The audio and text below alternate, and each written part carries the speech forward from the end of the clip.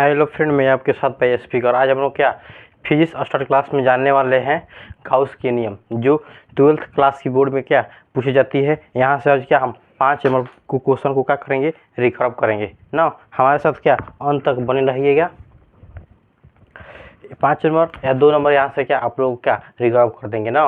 2024 के लिए खास कर क्या भी क्वेश्चन है, क्या है तो MCQ प्रश्न है क्या 2 साल से क्या यह क्वेश्चन को नहीं पूछ रहा है। हमारा जहाँ चांस है क्या 2024 में क्या यह जरूर पूछेगा। हमारे साथ क्या अंत तक बने रहिएगा। आज हम लोग पढ़ेंगे क्या गाउस के नियम पढ़ेंगे ना।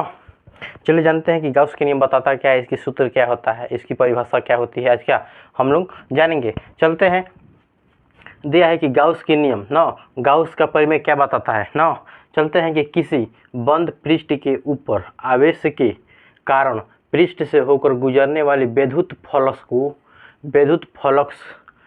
फ्लक्स से आवेश को 1/6 गुना के बराबर 1 में अपसाइन गुना के बराबर होता है। उसे हम क्या कहते हैं, गाउस का प्रमेय कहते हैं, मतलब गाउस का नियम कहते हैं ना। क्या बताता है, किसी बंद पृष्ठ में, मतलब क्या एक बंद पृष्ठ होता है, उस बंद पृष्ठ में आवेश के कारण, मतलब है जो आवेश दिया है, आवेश के कारण उसके पृष्ठ पर है जो पृष्ठ है, पृष्ठ से होकर गुजरने वाले विद्युत फ्लक्स, यहाँ से क्या विद्युत फ्लक्स क्या होती है, गुजरती रहती है। विद्युत फ्लक्स क्या गुजरती रहती है आवेश के 1/ε गुना के बराबर, मतलब जो आवेश होता है, जो क्यू आवेश है क्या ए बटा में अपसाइलॉन गुना की जो बराबर होता है, उसी को क्या कहते हैं, हम कहते हैं गाउस का परिमेय कहते हैं ना।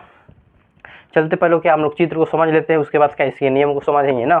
पहले हम लोग क्या लेते हैं, एक आवेश लेते हैं, जो गोलाकार आवेश लेते हैं, गोला लेते हैं, उस पर क्या एक आवेश Q होता है, P बिंदु यहाँ पर होता है, यहाँ पे A बिंदु होता है ना। यहाँ पर हम लोग का E विद्युतीय क्षेत्र होता है, और यहाँ पे जो एक अल्पांश लगा होता है, क्या होता है dx, क्या एक अल्पांश लगा होता है ना।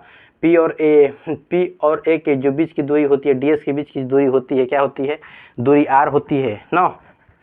चलते हैं कि जानते हैं कि गोला में क्या दिया गया है कि माना कि एक क्या विद्युतीय आवेश लिए, मतलब क्या विद्युतीय आवेश एक गोला के केंद्र पर, मतलब जो है जो गोला का केंद्र है, यहाँ पर क्या एक आवेश है, क्या है तो आवेश है पर स्थित है गोला के सतह पर, गोला के सतह पर एक अल्पांश क्षेत्र dx, मतलब जो गोला है ना, इस गोले की जो सतह है क्या, जो सतह है क्या अल्पांश ds लगा हुआ है, इसको क्या बोलते हैं हम लोग, अल्पांश। यहाँ पर क्या बोलते हैं, अल्पांश बोलते हैं ना। यहाँ पे एक अल्पांश सतह लगा होता है, क्षेत्रफल होता है किसका, dx होता है ना।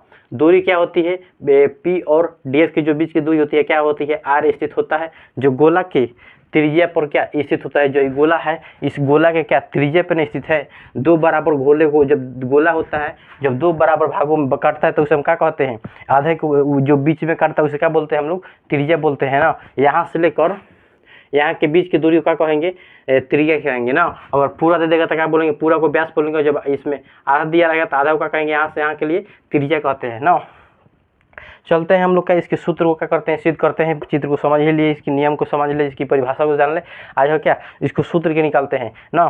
चलिए पहले समझ लेते हैं कि पहले हम लोग का परिमेय में चलते हैं कि गाउस से विद्युतीय फ्लक्स पे जाते हैं। क्या जाते हैं, विद्युतीय फ्लक्स की परिभाषा पे जाते हैं ना। विद्युतीय फ्लक्स पे जाते हैं हम लोग, क्या विद्युतीय फ्लक्स जाते हैं, वहाँ से क्या विद्युतीय फ्लक्स से क्या एक सूत्र निकलता है। विद्युतीय फ्लक्स से जो सूत्र निकलता है dx बराबर जो विद्युतीय फ्लक्स से एक d फाई बराबर क्या ई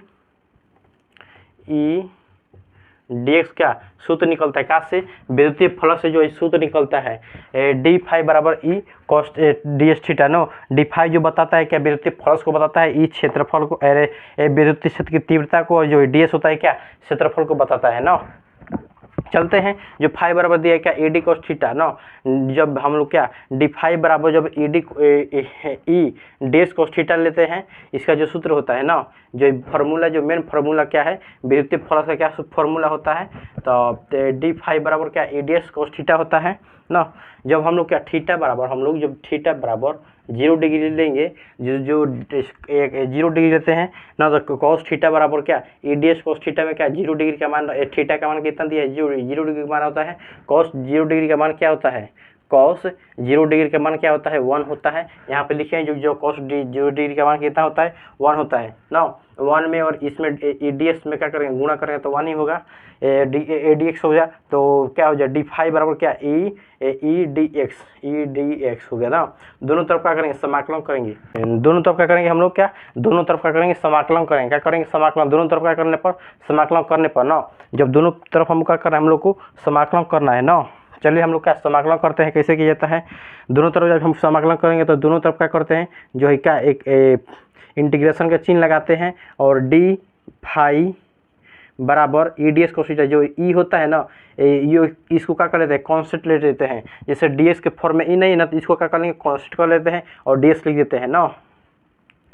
जो इंटीग्रेशन जैसा ही इंटीग्रेशन निकलता है जो dx का जो मान होता है क्या हो जाता है d हट जाता है। मतलब कि इसको का समाकलन कब करते हैं जब यहाँ पे अल्पांश लगा होता है क्या अल्पांश लगा होता है ds जितना ही इतना क्षेत्रफल है ना।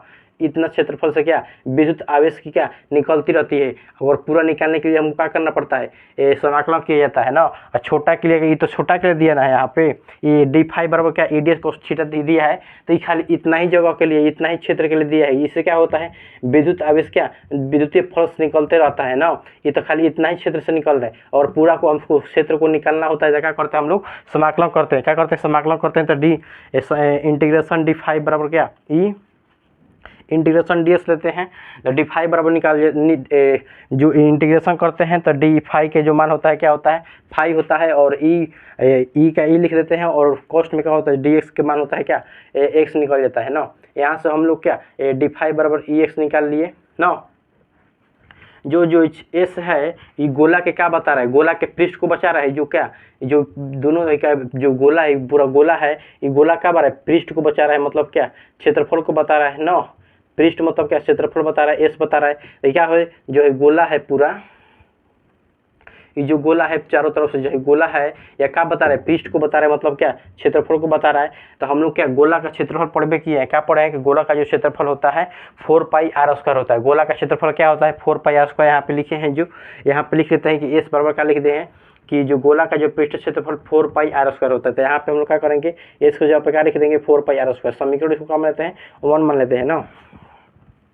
चलते हैं हम लोग क्या तो अब समीकरण 1 मानने के बाद चलते हैं हम लोग विद्युत क्षेत्र की तीव्रता की व्यंजक पे चलते हैं। हम क्या विद्युत क्षेत्र की तीव्रता का व्यंजक आपको नहीं निकालना आता है तो क्या हमारे वीडियो पे जाकर हमारे यूट्यूब चैनल पे जाकर वहाँ से क्या देख सकते हैं विद्युत क्षेत्र की तीव्रता के व्यंजक हम सिद्ध किए हैं। उसकी परिभाषा भी बताए हैं बीमा कैसे निकलता है उसकी परिभाषा सूत्र क्या होता है सब क्या हम बताएं वहाँ से क्या आप जाकर देख सकते हैं ना।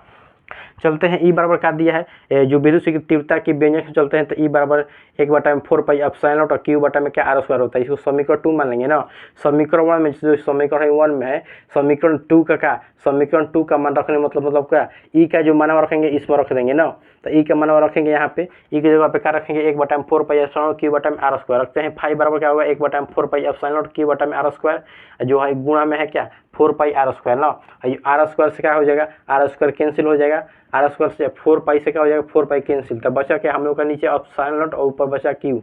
तो फाई बराबर क्या निकला क्यू बटा में क्या एप्सिलॉन क्या हुआ फाई बराबर क्यू बटा में एप्सिलॉन जा जो क्यू फाई बराबर क्या क्यू बटा में एप्सिलॉन इस चीज़ को बताता है। क्या बताता है तो गाउस को बताता है जो बंद पृष्ठ से क्या 1/4 एप्सिलॉन गुना के क्या बराबर निकलता है विद्युतीय गाउस के परिमेय से निकलता है। जो गाउस के परिमेय से जो सूत्र निकलता है फाई बराबर क्या होता है क्यू बटा में एप्सिलॉन होता है ना।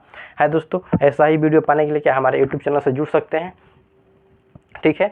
और ऐसा ही वीडियो देखना चाहते हैं तो क्या हमारे चैनल में जाइए और वहाँ से अनेक प्रकार के वीडियो डाल चुके हैं। वहाँ से क्या अनेक प्रकार के वीडियो देख सकते हैं एकदम मुफ्त में ठीक है।